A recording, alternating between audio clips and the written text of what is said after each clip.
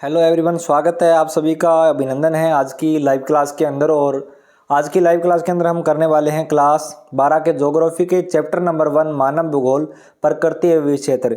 इसके बोर्ड परीक्षा के लिए और अर्धवार्षिक परीक्षा के लिए जितने भी एमसीक्यू क्वेश्चन हैं, जो छोटे प्रश्न हैं, वो आज हम कवर करने वाले हैं। आज की इस वीडियो के अंदर हम जो है इस चैप्टर के जितने भी एमसीक्यू क्वेश्चन हैं जो कि बोर्ड परीक्षा के लिए इंपॉर्टेंट है, वो हम कवर कर लेंगे। तो क्लास के एंड तक बने रहना, क्योंकि विद्यार्थियों हर बार जो है एग्ज़ाम के अंदर एमसीक्यू क्वेश्चन पूछ जाते हैं।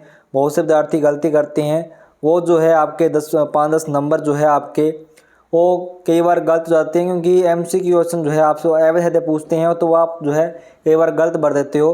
तो देखिए, ये नंबर आपको पक्के कर लेने हैं, ये तो हाथ से मत जाने दो आप, ठीक है। प्रश्न संख्या 1 है, भूगोल के जनक कौन थे?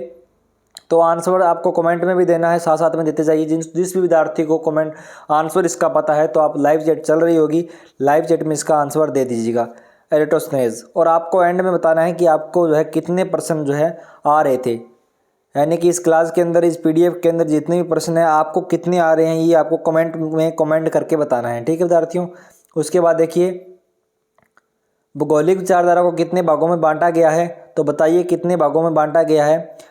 आपको मैं बता दूं कि 3 भागों में बांटा गया है। उसके बाद देखिए नेक्स्ट प्रश्न देखिएगा, वाद का प्रतिपादन किसने किया था? तो देखिए आंसर आपके सामने है इसका, ग्रिफिन टेलर, ठीक है, ग्रिफिन टेलर।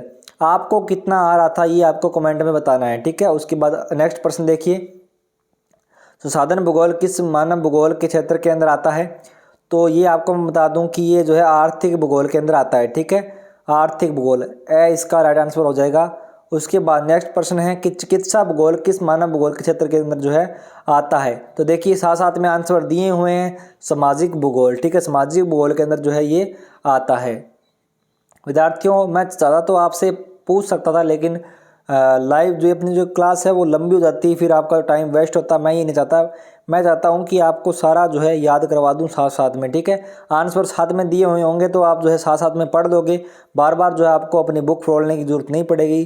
कोई बच्चा गूगल पर जाता है, सर्च मारता है, फिर उसका आंसर देता है, ये काम नहीं है अपना, ठीक है। तो साथ साथ में इनको याद करते जाइए, आपका टाइम बिल्कुल भी खराब नहीं होना चाहिए। देखिए, मानव भूगोल के जनक किसे कहा जाता है? ऑप्शन आपके सामने है, राइट आंसर हो जाएगा रेड जेल, यानी कि मानव भूगोल का जनक जो है रेड जेल को कहा जाता है। वेरी वेरी मोस्ट इंपॉर्टेंट प्रश्न है। आगे देखिए, 7वां नंबर प्रश्न है, नवनिश्चयवाद से संबंधित कौन है? वेरी वेरी मोस्ट इंपॉर्टेंट प्रश्न है, तो आंसर आ जाएगा टेलर, ठीक है, डी इसका जो है राइट आंसर हो जाएगा। उसके बाद नेक्स्ट प्रश्न देखिए, निम्नलिखित में से कौन विद्वान जो है मानव भूगोल से संबंधित नहीं है? तो कौन जो है संबंधित नहीं है मानव भूगोल से? तो देखिए डी इसका राइट आंसर हो जाएगा, सी इसका राइट आंसर हो जाएगा, सॉरी समझ जाऊंगा, हाँ जी, सी इसका राइट आंसर हो जाएगा। उसके बाद 9 नंबर प्रश्न अपना देखिएगा, मानव भूगोल क्रियाशील मानव और अस्थायी पृथ्वी में परिवर्तनशील संबंधों का अध्ययन है, यह किसने कहा? ये आपसे पूछ सकता है, ठीक है। इससे 2 प्रश्न बनता है, पहले देखिएगा, पहले हम इसका आंसर देते हैं। देखिएगा इसका आंसर जो है कुमारी सैंपल, कुमारी सैंपल के अनुसार जो है मानव भूगोल क्रियाशील मानव और अस्थायी पृथ्वी में जो है परिवर्तनशील संबंधों का अध्ययन है। आपसे पूछ सकता है कि कुमारी सैंपल के अनुसार जो है मानव भूगोल की परिभाषा लिखिए, ठीक है, ये भी आपसे पूछ सकता है, 2 नंबर का प्रश्न बन सकता है, ठीक है। निम्नलिखित में से कौन सा एक भौगोलिक सूचना का स्रोत नहीं है? ये अर्धवार्षिक में पूछा गया था पिछली बार, और शायद ये बोर्ड में भी आया था। तो देखिए, चंद्रमा से चट्टानों पदार्थों के नमूने, ठीक है, इसका हो जाएगा सी आंसर, चंद्रमा से चट्टानी पदार्थों के नमूने। हाँ जी, नेक्स्ट देखिएगा, 11 नंबर अपना प्रश्न है, प्रकृति और मानव के बीच पारस्परिक क्रिया का सबसे महत्वपूर्ण कारक कौन है?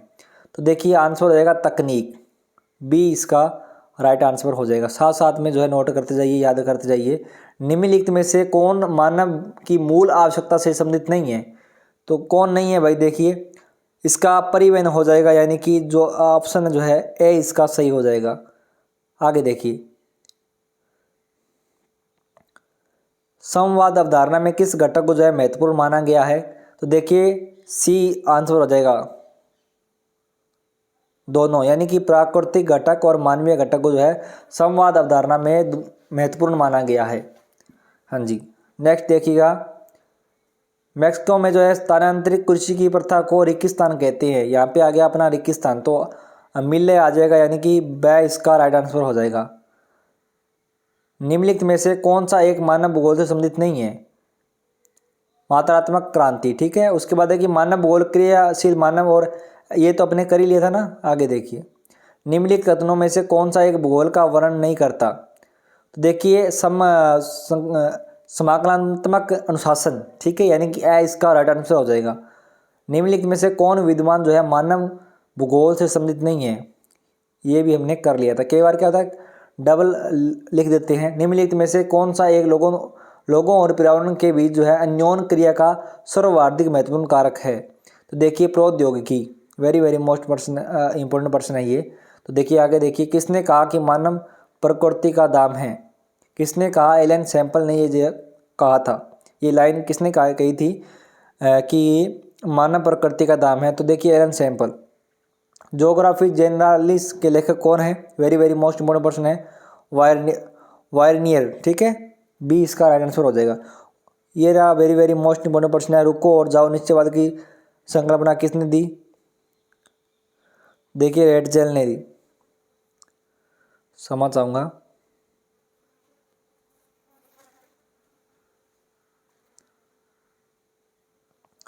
हाँ जी, रेटजेल ने दी थी। उसके बाद देखिए 23 नंबर प्रश्न है, व्यवहारिक भूगोल, राजनीतिक भूगोल, आर्थिक भूगोल अथवा सामाजिक भूगोल कौन से भूगोल के उपक्षेत्र है? कौन से भूगोल के उपक्षेत्र है? तो देखिए इसका राइट आंसर हो जाएगा मानव भूगोल। आगे देखिए, मानव भूगोल विचारकों का विकास, अभिवंजना, ये नहीं आएगा आपके, ठीक है, इसको तो मत पढ़ो आप। 1990 का दशक भूगोल के किस उपागम के लिए जाना जाता है? वेरी वेरी मोस्ट इम्पोर्टेंट प्रश्न है। तो देखिए आधुनिकतावाद। उसके बाद देखिए अपना ये लास्ट प्रश्न है, व्यवहारिक भूगोल, राजनीतिक भूगोल, आर्थिक भूगोल अथवा सामाजिक भूगोल कौन से भूगोल के क्षेत्र में आता है? तो देखिए मानव भूगोल के अंदर। देखिए इस अध्याय के जो है ये एमसीक्यू क्वेश्चन है जो कि वेरी वेरी मोस्ट इंपॉर्टेंट है, तो इनको आपको पूरा कवर कर लेना है, अच्छी तरीके से याद कर लेना है। और चैनल को सब्सक्राइब कर लीजिए, जो विद्यार्थी चैनल पे पहली बार आया, जिन्होंने चैनल को सब्सक्राइब नहीं किया है, जो भी चैनल से नहीं जुड़े हैं वो जुड़ जाइए। और नोट्स को भी जो है आप डाउनलोड कर लीजिएगा। डेली क्लास होगी आपकी पॉलिटिकल की, ज्योग्राफी की, हिंदी की, तो आपको जो है चैनल से जुड़े रहना है। जितनी भी क्लासें आई आपको अटेंड करनी है। आपको जो है अब की बार ज्योग्राफी में 90+ जो है नंबर लेके आने हैं, ठीक है। आपका एक मिशन आप रख लो, आपका एक लक्ष्य रख लो कि मुझे जो है ज्योग्राफी में 90+ लेके आनी है, तो आपको कोई नहीं रोक सकता। अगर आप जो है डेली रोजाना हमारी जो है क्लास अटेंड कर लेते हो तो आपके 100 में मैं कह सकता हूँ कि 100 में 100% जो है आपके 90+ जाएंगे, ठीक है। तो मिलेंगे नेक्स्ट वीडियो के साथ। जय हिंद, वंदे मातरम।